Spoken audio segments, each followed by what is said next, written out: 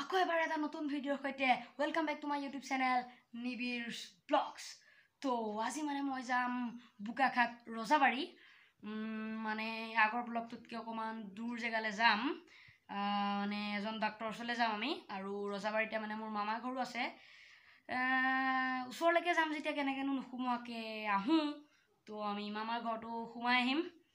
আৰু ডাক্তৰজন মানে বহুত ভাল। আমি যিজন ডাক্তৰ ওচৰলৈ যাম বহুত দূৰ দূৰৰ পৰা মানুহে দৰৱ নিবলৈ আহে আৰু মানে বেমাৰ দেখুৱাই। আমিও মানে দৰৱ চৰৱ আনি থাকোঁ তেওঁৰ পৰা।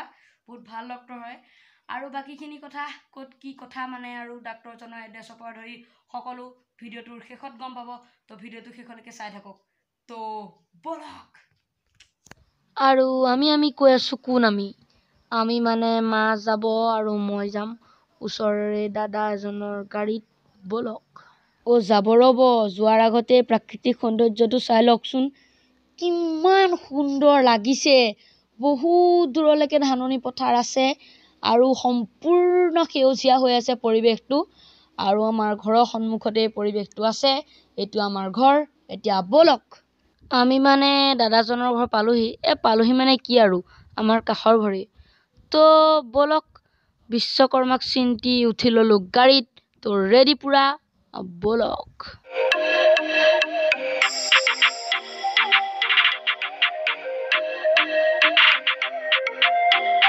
কৃষ্ণ প্ৰভু কৃষ্ণ।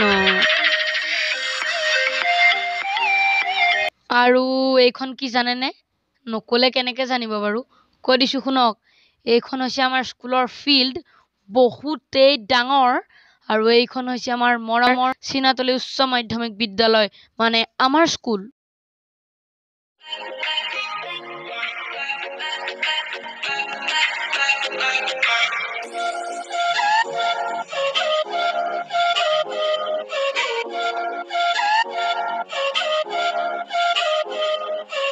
আৰু এই নাজাৰটো চাই লওক, পুৰা সেউজীয়া, মজা ফিলিংছ। আৰু আমি এনেদৰে গৈ আছোঁ, চাই থাকক, ভাল পাব চাই ব্লগটো। তো গৈ থাকোঁ আৰু।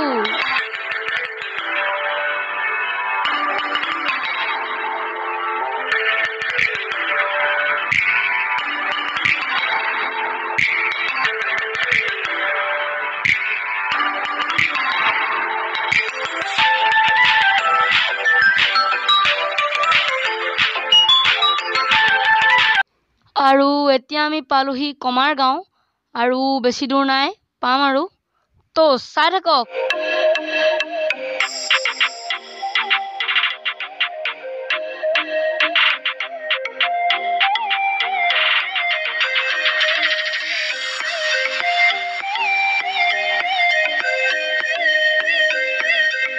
বলক বলক।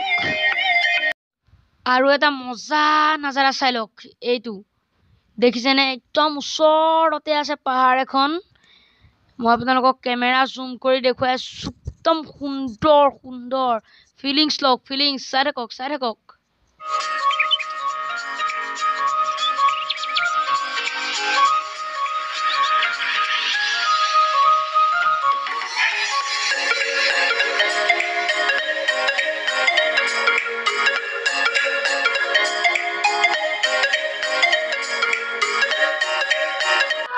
আৰু এতিয়া পালোহি আমি ধনচিৰিৰ পৰিৱেশৰ মজা লওক, মজা লওক, মজা লওক।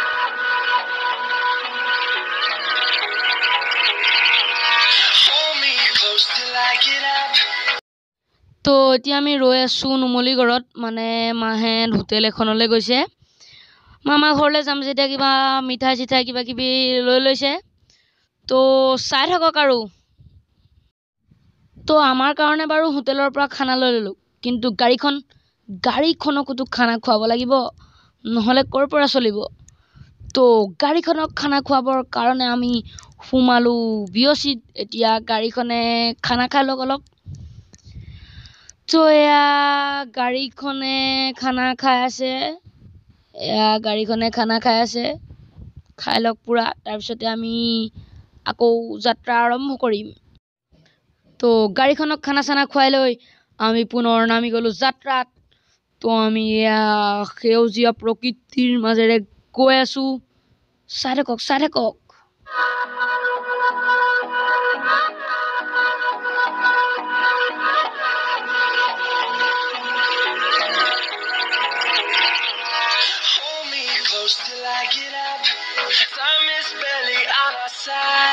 আমি মানে মামা ঘৰ পালোহি, কিন্তু এতিয়া মামলাটো কি হ'ল মানে এতিয়া আমি মামা ঘৰত নোসোমাওঁ, এতিয়া আমি পোনে পোনে গুচি যাম আৰু মানে মেইন ডাক্তৰজনৰ ওচৰত সোমামগৈ। তাৰ পৰা আহোঁতে মামা ঘৰত সোমাই যাম, ভাত পানী খাই যাম।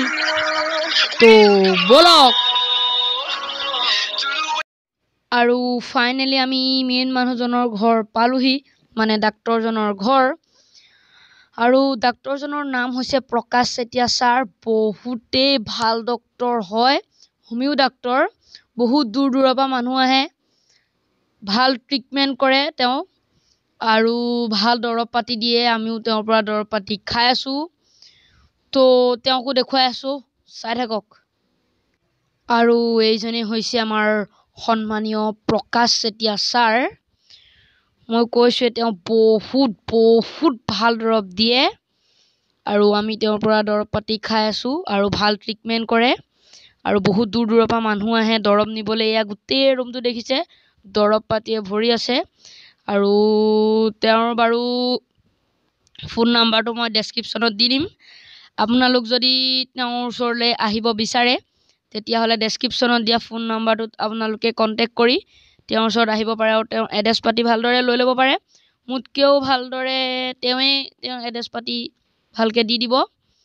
তো তেওঁৰ লগত কথা পাতি ল'ব ক'ত কি কথা, এড্ৰেছটো। আৰু স্ক্ৰীণতো আপোনালোকে নাম্বাৰটো পাই আছে।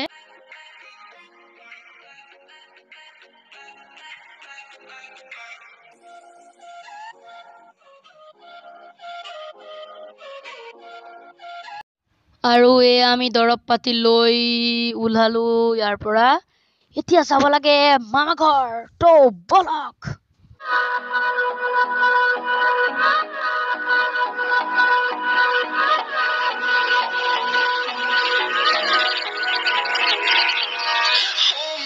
Till I get up, time is barely on our side. I don't wanna waste what's left.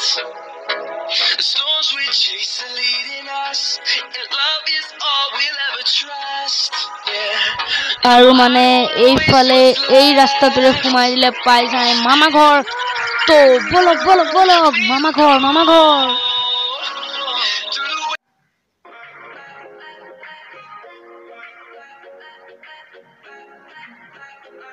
তো ফাইনেলি আমি আহি পালোঁ মামা ঘৰ। তো এইটোৱে হৈছে আমাৰ মামাৰ ঘৰ। এতিয়া আমি গেট খুলি সোমাই যাওঁ। তো মামাৰ ঘৰ সোমালোঁ, ড্ৰেছযোৰ চেঞ্জ কৰি ল'লোঁ। জোৰ মানে কি অকল পেণ্টটোহে চেঞ্জ কৰিছোঁ, ওপৰটো চেঞ্জ নাই কৰা। আৰু ভাত ৰান্ধি আছে, ভাত খাম। তাৰপিছত আৰু কি লাহেকৈ আৰু ঘৰলৈ গমন কৰিম। আৰু অৱশেষত আমাৰ সন্মুখত ভাতৰ থালি আহি পালে। 3খনমান ভাজি বনাইছে, ডিম বনাইছে, দাইল বনাইছে। আৰু আমি এতিয়া খাওঁ। আপোনালোকক বাৰু খোৱাটো নেদেখুৱাওঁ, পিছত মুখ চুখ লাগি যাব পাৰে, কোনে ৰিস্ক ল'ব। তো পেট পূজা কৰি লৈ ওলালোঁ ঘৰলৈ। আমাৰ মানে যাব হ'ল, তো আমি এতিয়া যাওঁ আৰু একেবাৰে ঘৰতহে দেখুৱাম। আৰু তো ঘৰ সোমালোহি, মানে গা চা ধুই ল'লোঁ, মানে অলপ ফ্ৰেছ হৈ ল'লোঁ। তাৰপিছতে আজিলৈ ব্লগটো ইমানেই। আৰু মই মানে যিজন ডাক্তৰক আপোনালোকক দেখুৱালোঁ, প্ৰকাশ চেতিয়া ছাৰ, তেওঁ একদম বহুত মানে ভাল ডাক্তৰ। বহুত মানুহ যায় তেওঁৰ ওচৰলৈ, আমিও মানে মাজে মাজে গৈ থাকোঁ। আৰু আমাৰ ইয়াৰ পৰা বহুত মানুহ গৈ থাকে। বহুত ভাল ডক্তৰ, একদম মানে পূৰা প্ৰমাণ কৰি দিয়ে, একদম মানে মজাকৈ ভাল কৰি দিয়ে। তো আপোনালোকেও তেওঁৰ ওচৰত ট্ৰিটমেণ্ট কৰিব পাৰে। আপোনালোকে স্ক্ৰীণত নাম্বাৰটো পাই আছে। আৰু মই বাৰু ডেছক্ৰিপশ্যনতো ডাক্তৰজনৰ নাম্বাৰটো দি দিম। তো আপোনালোকে তেওঁৰ লগত কথা পাতি ট্ৰিটমেণ্ট কৰিব পাৰে। আৰু কি আৰু গাৰ পৰা বেমাৰ গুচাব পাৰে, সেইটোতো গম পাইছেই। আৰু তো আজিলৈ ইমানেই। আকৌ এটা নতুন ব্লগৰ সৈতে অতি সোনকালে লগ পাম। তো বাই বাই। আৰু যদি ভিডিঅ'টো ভাল লাগিলে তেতিয়াহ'লে লাইক কৰিব, কমেণ্ট কৰিব আৰু মোৰ চেনেলটো ছাবস্ক্ৰাইব কৰিব। তো বাই বাই।